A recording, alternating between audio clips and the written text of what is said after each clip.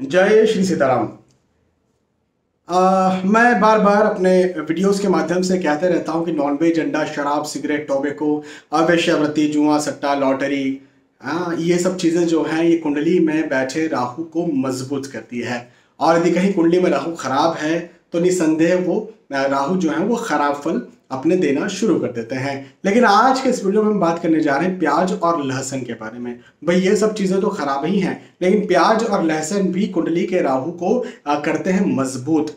और यदि कहीं कुंडली के राहु खराब हैं और यदि वो मजबूत हो गए तो बहुत सारी प्रॉब्लम्स होती हैं। चिंता, तनाव, एंजाइटी, डिप्रेशन, अवसाद, घर में लड़ाई झगड़ा होना, शत्रुता का निर्माण होना, गुप्त शत्रु का पैदा होना, पॉलिटिक्स हो जाना, साथ ही साथ खर्चे ज़्यादा होना, कैरियर सही से ना चल पाना, सिर दुखना, माइग्रेन जैसी या न्यूरोलॉजिकल किसी प्रकार की समस्याओं का पैदा हो जाना। तो बहुत सारी राहु जो है वो समस्याओं को पैदा करते हैं। देखिए, राहु केतु बदनाम क्यों है? भाई दूसरे ग्रह भी है तो राहु केतु क्यों इतने ज्यादा बदनाम है? क्योंकि ये ग्रह ऐसे हैं कि देने पर आएंगे तो जमीन से उठा करके इंसान को आसमान पर पहुंचा देंगे, और लेने पर आएंगे तो आसमान से उठा करके जमीन पर सीधे पटक देंगे। इसे दूसरे ग्रह नहीं करते। दूसरे ग्रह धीरे धीरे धीरे धीरे किसी इंसान को प्रोग्रेस देंगे, धीरे धीरे धीरे धीरे डाउन करेंगे, मतलब संभलने का मौका देंगे। राहु केतु संभलने का मौका नहीं देते, चाहे चढ़ते वक्त चाहे उतरते वक्त। तो अभी क्या होता है कि प्याज लहसुन के बारे में मैं आपको बताता हूं। देखिए, हम दो बातें करेंगे, एक तो धार्मिक तौर पर या फिर ज्योतिषी तौर पर, और एक साइंटिफिक तौर पर। आज के जो मॉडर्न साइंस क्या है वो क्या बोलता है उस बारे में। तो पहले मॉडर्न साइंस की बात हम लोग कर लेते हैं। देखिए, प्याज और लहसुन में एक एक आयंस होता है या एक केमिकल होता है जिसे हम कह सकते हैं सल्फोनिल हाइड्रोक्सिल आयन। ये क्या करता है? ये जब हम प्याज या लहसुन खाते हैं तो एक आप ये मान के चलें कि ब्लड बैरियर्स होते हैं। मैं आपको थोड़ा आसान भाषा में समझाने की कोशिश कर रहा हूँ कि जब हम कोई भी चीज़ खाते हैं तो वो सीधे रक्त में मिल करके सीधे दिमाग तक नहीं पहुँचती है, हर चीज़ नहीं पहुँचती है। लेकिन कुछ चीज़ें ऐसी होती है जो बहुत जल्दी दिमाग पर या नर्वस सिस्टम होता है उसे जो है वो अफेक्ट करती है। कुछ चीज़ें ऐसी होती हैं, जैसे शराब जैसी पिया वैसी जो है वो दिमाग को या हमारे नर्वस सिस्टम को अटैक करना शुरू कर देती है। लेकिन कुछ भोजन किया वो एकदम से आपके नर्वस सिस्टम को अटैक नहीं करता किसी प्रकार से, है ना। तो जो प्याज और लहसुन है वो भी उस ब्लड के बैरियर को, एक ब्लड का बैरियर होता है, उसे तोड़ करके सीधे नर्वस सिस्टम पर अटैक करते हैं। तो जो मैंने अभी केमिकल का नाम बताया सल्फोनिल हाइड्रोक्सिल आयंस, ये क्या करते हैं? ये जाकर के ब्लड बैरियर को तोड़ करके सीधे हमारे नर्वस सिस्टम को अटैक करते हैं। अब नर्वस सिस्टम जब अटैक होता है तो क्या होता है?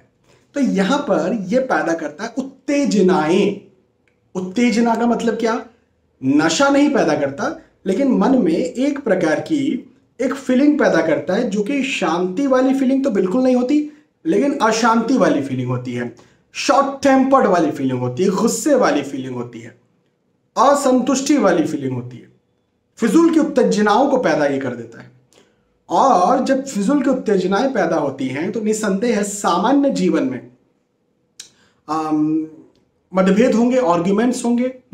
सामान्य जीवन में आपकी एकाग्रता नहीं रहेगी। भाई किसी भी कार्य को करने के लिए, मैं अभी वीडियो बना रहा हूं, आप वीडियो देख रहे हैं, एकाग्रता के साथ देख रहे हैं, मैं एकाग्रता के साथ बना रहा हूं। यदि मेरी एकाग्रता नहीं रहे, मैं इधर उधर देख रहा हूं या बोलते बोलते रुक जा रहा हूं, आपको अच्छा लगेगा?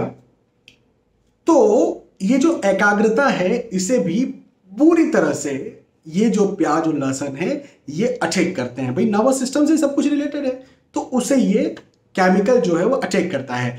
और कहीं ना कहीं ये फिर सूक्ष्मता ही सही, देखिए बहुत ज्यादा तो नहीं होता कि प्याज लहसुन खा एकदम से गुस्से में आप आकर के बैठ गए, भाई ऐसा तो कभी नहीं हुआ। लेकिन कहीं ना कहीं धीरे धीरे बहुत आंशिक तौर पर ही ये अटैक करता है, और उसके बाद धीरे धीरे धीरे धीरे धीरे धीरे समय दर समय आपको जो है वो एकाग्रता को कम करते जाता है। हाँ, तो चाहे आप स्टूडेंट हो, चाहे नौकरी करते हो, चाहे व्यवसाय करते हो, चाहे गृहिणी हो, चाहे समाज सेवी, जो भी आप कार्य करते हो, एकाग्रता की तो बहुत जरूरत है। उत्तेजनाओं को कम करने की तो बहुत जरूरत है, टेम्पर को कम करने की तो बहुत जरूरत है, हम सभी को हर एज में। बस ये जो प्याज और लहसुन है ये वो काम करते हैं। पहली बात, ये साइंटिफिक एक बात थी। साइंटिफिक मतलब जो मॉडर्न साइंस कहता है। देखिए, साइंटिफिक बात तो हमारी सनातन धर्म की है, मुख्य मूलतः साइंस तो हमारा सनातन धर्म है, क्योंकि हजारों वर्ष से चला रहा है, और आज का जो मॉडर्न साइंस है वो भी आने वाले हजारों वर्ष तक भी हमारे जो हमें जो वैदिक साइंस है उसकी बराबरी नहीं कर सकता। तो मूलतः साइंस तो हमारा है, लेकिन फिर भी मॉडर्न साइंस जो है उसके आधार पर मैंने आपको ये बात बताई। अब हम हमारे मूलतः साइंस पर आ जाते हैं, या ज्योतिष पर आ जाते हैं, या धर्म पर आ जाते हैं। तो देखिए, हम सभी के दो जीवन होते हैं। आप माने ना माने, लेकिन दो ही जीवन होते हैं। एक होता है भौतिक जीवन, एक होता है आध्यात्मिक जीवन।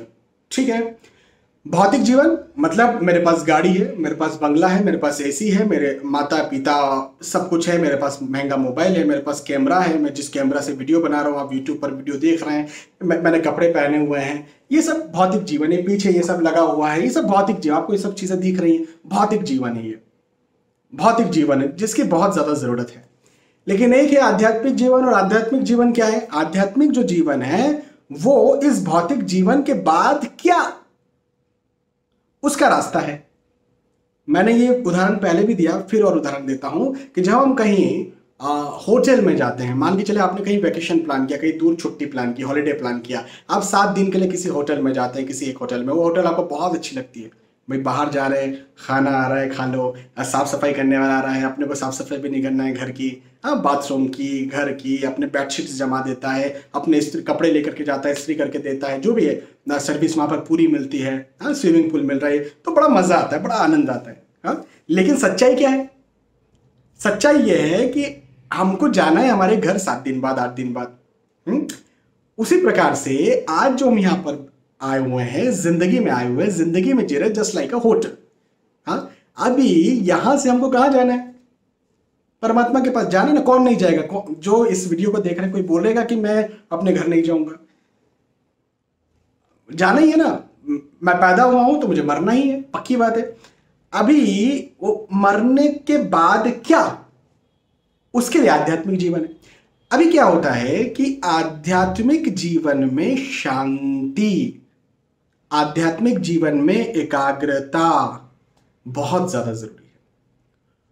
वैसे तो भौतिक जीवन में भी जरूरी है, जिसकी हम बात करेंगे, बट आध्यात्मिक जीवन में जब आप मेडिटेशन करते हैं, जब आप हरे राम हरे कृष्ण बोलते हैं, जब आप कोई ग्रंथ पढ़ते हैं, तो आपके अंदर वो कब आकर के बैठेगा? जब आपका दिमाग शांत होगा, एब्जॉर्बिंग होगा। और यदि आप प्याज लहसुन खाएंगे, और जो मैंने आपको बोला अभी केमिकल के बारे में, जब आपका दिमाग उत्तेजित होगा, एंगर में होगा, आप जो है वो एकाग्र नहीं हो पाएंगे, तो क्या आध्यात्मिक रास्ते पर चल पाएंगे? और आध्यात्मिक रास्ते पर नहीं चल पाएंगे तो इसके बाद जो है आप अपने घर का रास्ता भूल जाएंगे। और घर का रास्ता यदि आप एक बार भूल गए तो जाएंगे कहाँ? होटल से तो निकलना ही है भाई, होटल से तो 7 दिन बाद निकलना ही है, एक ना एक दिन होटल से तो निकलना ही है। यदि घर का रास्ता आप भूल गए तो अब कहाँ जाना है? रोड पे सोना है? रोड दैट मीन्स नर्क में जाना है क्या? तो सही रास्ते, आध्यात्मिक रास्ते पर चलते हुए उस जगह पर पहुंचना जहां से हम आए हैं, या जो हमारा मुख्यतः घर है, उसको पाने के लिए हमें एकाग्र होना पड़ेगा। और ये जो प्याज लहसुन जैसी चीज है, इसको छोड़ना पड़ेगा, पहली बात। दूसरी बात, अभी देखो मैंने ये आध्यात्मिक रास्ता बताया जो कि बहुत जरूरी है, लेकिन हम यहां पर जी रहे हैं, ये भी तो बहुत जरूरी है। भाई मैं वीडियो क्यों बना रहा हूं फिर? जब वही है तो मैं राम राम राम क्यों ना भजूं? मैं वीडियो बना रहा हूं आपके लिए। तो भगवान श्री कृष्ण ने यही तो बताया, वहां पर जाना, लेकिन यहाँ का कर्म भी कर लो। भाई होटल में रुके तो एंजॉय भी करो ना, आप बाहर घूमने फिरने आए हो ना, वेकेशन पे आए हो ना, वेकेशन प्लान करने आए हो ना, तो मजे से करो ना, मजे से करना है तो यहाँ पर भी मजे से रहो। लेकिन वही तो बात है ना कि यदि हम प्याज लहसुन खाते हैं तो कहीं ना कहीं उत्तेजनाएं बढ़ती हैं, एंगर बढ़ता है। तो पारिवारिक तौर पर, मेंटली स्वास्थ्य के तौर पर, या काम काज के तौर पर हम एकाग्र नहीं हो पाते, और फिर हमारा काम हम इसी प्रकार से जो है करते हैं, ये करना है, ये भी करना है, ये भी करना है, ये भी करना है।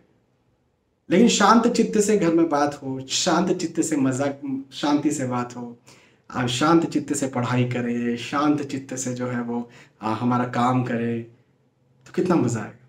तो बस यही एक चीज जो है वो ऐड कर देती है।